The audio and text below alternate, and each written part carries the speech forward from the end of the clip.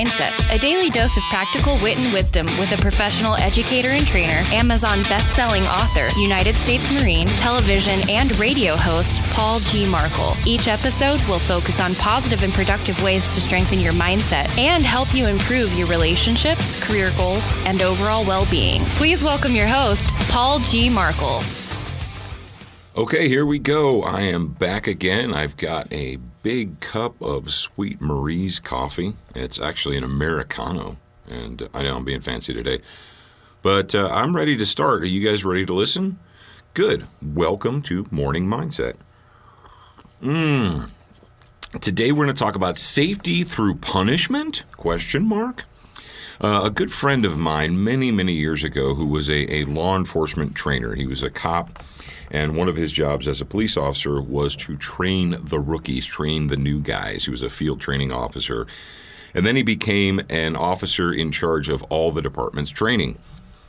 And he offered a phrase that has stuck with me, and it's been a lot of years since I heard it, but he said, "You'll never be able to punish people enough to achieve safety. You can't punish people hard enough to make them behave in a safe manner or to eliminate all accidents or negligent incidents." And you say, well, in my arena, we don't punish people for accidents or negligence. Why, that may be the case, but riddle me this, Batman. Have you ever been involved in whether it is a military organization or a police organization or maybe a manufacturing organization where they keep track of accidents and negligence, and if you have too many accidents or if you have a negligent incident, you lose pay, you get punished, you may be reduced in rank or what have you. Some type of punishment is associated with the accident. I spent a lot of time working. I was a United States Marine, as you should know. And in addition to that, I was a military contractor, and I worked with several military units in the United States. And in the military, people are afraid to have accidents or to do negligent things, mostly because they're going to be punished. And you say, well, good, if they have that punishment, and therefore it prevents people from doing dumb things. Actually, it doesn't. If you think about it, an accident or a negligent incident doesn't happen because someone deliberately set out to do it. Let's say, whether it's with machinery or firearms or a vehicle, how many of you guys have ever had a CDL or you were an official driver for a company? And if you have X number of accidents, you lose your job, right? You get fired. So let's say you have a commercial driver's license, a CDL, and you're driving for your company, and their policy is if you're involved in 3 incidents or accidents, you're fired. You lose your job. First one, you get a written reprimand. Second one, you get time off without pay. Third one, you lose your job. Well, you say, oh, well, that's good. That's a good policy. It keeps people from acting poorly. Well, the thing is, an accident or negligence wasn't something that someone did on purpose, right? It was either a result of carelessness or ignorance or improper training. Now, in the case of a driver, let's say they have a large truck or a piece of equipment or trailer or whatever, what have you, and they run into something or they back into something or whatever. And you say, all right, that's your first incident. Here's your written reprimand. Now, when you give them a written reprimand, does the written reprimand prevent that from happening again? Well, yeah, because they'll know, don't ever do that. They didn't do it on purpose the first time.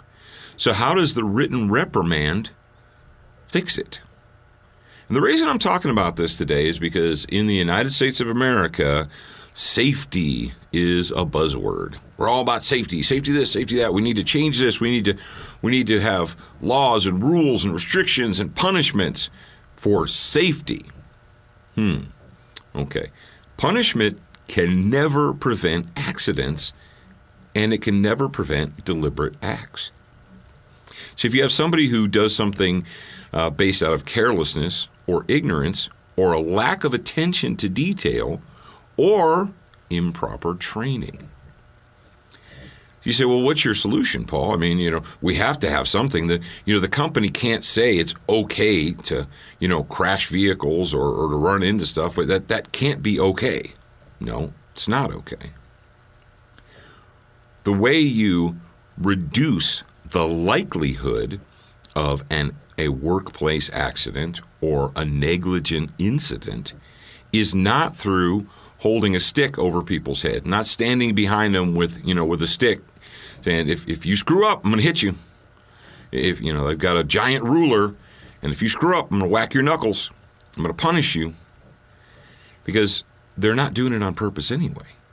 So all you're doing is putting people in fear of error, and what people will eventually do is they just won't do their job, or they'll do it half-heartedly, or they will look at it in a way they won't look forward to it, shall I say.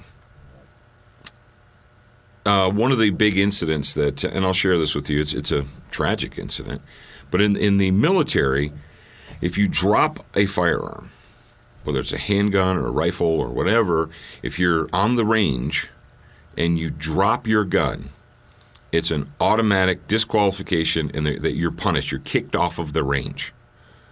They take your gun and ammo away from you, and they kick you off the range. Pretty much every range, every standard military range I've ever been on has had that policy, right? If you drop a gun, if you drop the rifle, if you drop the pistol, shotgun, you name it, you get punished. So what are people afraid to do? Well, they're afraid to drop their guns. And you say, all right, well, good. That keeps people from dropping their guns, right? Are they dropping them on purpose? Well, no, Paul, they're obviously not dropping it on purpose. Why would someone drop a gun? Well, because gravity, and their hands get sweaty and they're moving fast, and sometimes you just fumble with something and it falls. You're right. We had an incident in one of the commands that I was a part of. I wasn't on the range at the time, but I was part of the debriefing after it happened. And I sat through it, and it made me sick to my stomach, because it seemed like the whole room worth of people didn't understand why it had happened. A guy was he was a member of the United States Navy, and he was qualifying with his Beretta service pistol. And he lost control of it. No one knows how, but he lost control of the gun, and it started to fall. He was in the middle of what they call a string of fire. The gun started to fall. He didn't let it drop.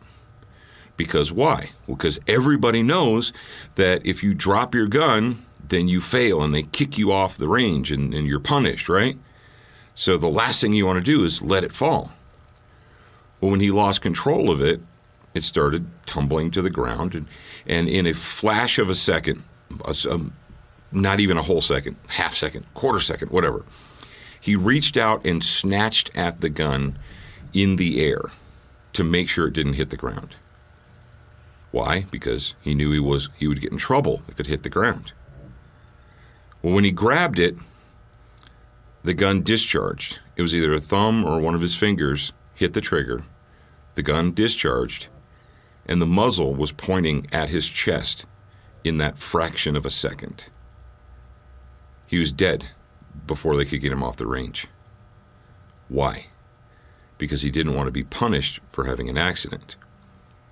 Now, the safest way, if you lose control of a firearm, if you fumble it, if gravity grabs a hold of it and you got wet hands or whatever, and it's loaded and ready to go, or you're in the middle of shooting, the safest thing for you to do is to let it fall.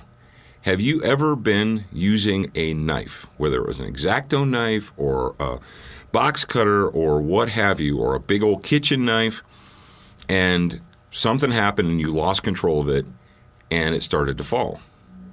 Did you snatch at that knife?